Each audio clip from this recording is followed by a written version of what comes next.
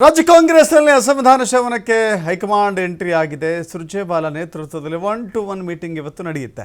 September ಕ್ರಾಂತಿಗೆ ಅಂತ್ಯ ಹಾಡಲಿಕ್ಕೆ high command ತಯಾರಿಯನ್ನು ಮಾಡ್ತಾ ಇದೆ. ಕೆಎನ್ ರಾಜಣ್ಣ ಹೇಳಿದರು, ಸೆಪ್ಟೆಂಬರ್ಗೆ ಒಂದು ದೊಡ್ಡ ಕ್ರಾಂತಿ ನಡೆಯುತ್ತೆ, ಬದಲಾವಣೆ ಆಗುತ್ತೆ ಅಂತ ಹೇಳಿದರು. ಅದರ ಜೊತೆಗೆ ಶಾಸಕರು ಕೂಡ ತಮ್ಮ ಅಸಮಾಧಾನವನ್ನು ನೇರವಾಗಿ ಬಹಿರಂಗವಾಗಿ ವ್ಯಕ್ತಪಡಿಸಿದರು. ಅನುದಾನ ಸಿಗ್ತಾ ಇಲ್ಲ, ಕೆಲಸ ಆಗಬೇಕು ಅಂದರೆ ಹಣ ಕೊಡಬೇಕು, ಮನೆ ಸಿಗಬೇಕು ಅಂದರೆ ಹಣ ಕೊಡಬೇಕು ಅಂತ ಹೇಳಿ ಅದೆಲ್ಲದರ ನಡುವೆ ಇದೀಗ ಎಲ್ಲವನ್ನು ತೇಪೆ ಹಾಕಲಿಕ್ಕೆ, ಬ್ಯಾಲೆನ್ಸ್ ಮಾಡಲಿಕ್ಕೆ ಕಾಂಗ್ರೆಸ್ನ ಉಸ್ತುವಾರಿ ರಣದೀಪ್ ಸಿಂಗ್ ಸುರ್ಜೇವಾಲಾ ಕರ್ನಾಟಕಕ್ಕೆ ಬಂದಿದ್ದಾರೆ. ಬೆಂಗಳೂರಿಗೆ ಆಗಮಿಸಿದ್ದಾರೆ ಸುರ್ಜೇವಾಲಾ. ಕಾಂಗ್ರೆಸ್ನ ಉದ್ವಿಗ್ನತೆ ತಣ್ಣಗೆ ಮಾಡಲಿಕ್ಕೆ ಹೈಕಮಾಂಡ್ ಪ್ಲಾನ್ ಮಾಡಿಕೊಂಡಿದೆ. ಪಕ್ಷದಲ್ಲಿನ ವಾಸ್ತವ ಪರಿಸ್ಥಿತಿಯನ್ನು, ಅದರ ಕುರಿತಾದ ವರದಿಯನ್ನು ಪಡಿತಾರೆ, ಹೈಕಮಾಂಡ್ಗೆ ಸಲ್ಲಿಕೆ ಮಾಡ್ತಾರೆ. ಕಾಂಗ್ರೆಸ್ ಪಕ್ಷಕ್ಕಾಗುವಂಥ ಡ್ಯಾಮೇಜನ್ನು ತಡೆಯಲಿಕ್ಕೆ ಸುರ್ಜೇವಾಲಾ ಇನ್ನಿಲ್ಲದ ಪ್ರಯತ್ನವನ್ನು ಇವತ್ತು ಮಾಡ್ತಾ ಇದ್ದಾರೆ. ಅದರ ಭಾಗವಾಗಿ 40 ಶಾಸಕರನ್ನು ಭೇಟಿಯಾಗ್ತಾ ಇದ್ದಾರಂತೆ.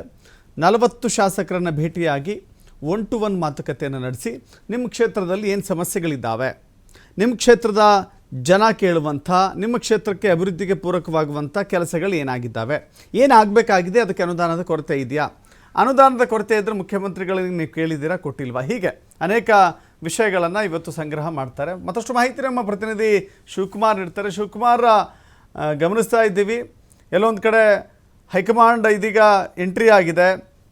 ಸೆಪ್ಟೆಂಬರ್ ಕ್ರಾಂತಿಯನ್ನು ತಡೆಯುತ್ತೋ, ಅಸಮಾಧಾನದ ಬೆಂಕಿಯನ್ನು ತಣ್ಣಗೆ ಮಾಡುತ್ತೋ, ಬಟ್ ಇಷ್ಟು ದಿನ ಇಲ್ಲದ ಇವತ್ತಿನ ಪ್ರಯತ್ನ ಇದೆಯಲ್ಲ, 40 ಜನರನ್ನು 1-to-1 ಮಾತನಾಡುವಂಥ ಪ್ರಯತ್ನ ಆಗ್ತಾ ಇದೆಯಲ್ಲ, ಇದ್ರ ಮೂಲಕ ಆದರೂ ಕಾಂಗ್ರೆಸ್ನಲ್ಲಿ ಎಲ್ಲವೂ ಅಂದುಕೊಂಡಂತೆ ನೆರವೇರುತ್ತಾ ಹೇಗೆ ಅಂತ?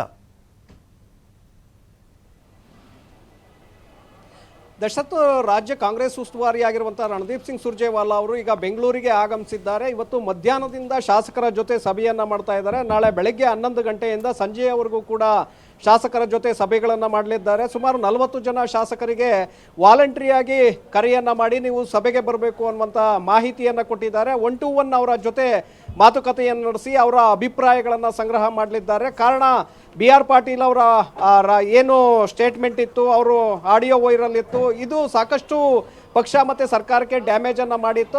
ತದನಂತರದಲ್ಲಿ ಹಲವು ಶಾಸಕರು ಕೂಡ ಅಸಮಾಧಾನವನ್ನು ವ್ಯಕ್ತಪಡಿಸಿದ್ರು.